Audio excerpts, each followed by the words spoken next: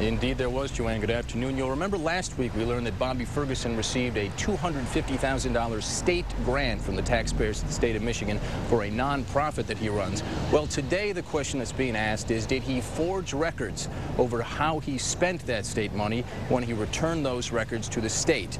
We learned that, or we heard that testimony rather, from a man named Chris Betcher. He's the president of AirTech, a company that Ferguson hired to install doors at his Detroit offices. Betcher was shown two different invoices by prosecutors, one that was created by his company and another that appears to have been a forgery. It was sent to the state of Michigan explaining how Ferguson had used grant money.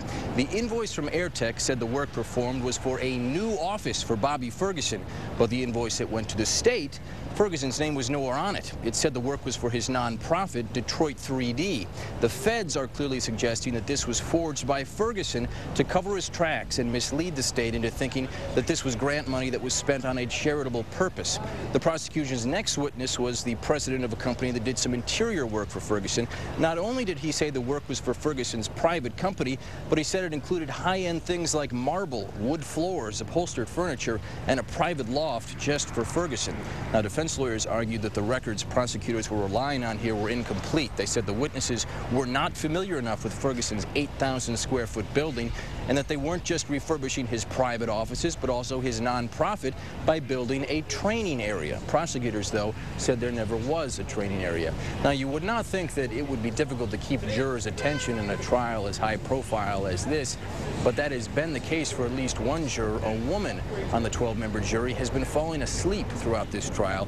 It started last week. She was good on Friday. Today, she began dozing off again, and that seems to have caught the attention of the judge, who called a brief break in the middle of the hearing this morning, presumably to address this. She had a discussion with attorneys at sidebar, which was not something we could hear, but so far that juror has been staying awake since then. We're hoping that she does.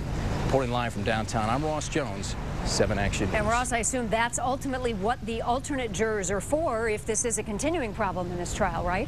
It is possible that if this juror continues her dozing off, that yes, they could bring in an alternate juror, and yes, you wouldn't expect that that would be necessary in a trial like this, but that's why they have alternate jurors, as you said. Well, and my goodness, we're only a week into this, so a long trial still ahead of us. Ross Jones reporting. Thanks so much. We'll check in with you again today on Action News at 5, and make sure to stay with 7 Action News and WXYZ.com for continuing coverage of the Kilpatrick corruption trial. Our investigators will be there every day with live reports, and we will have frequent blogs from the trial as well.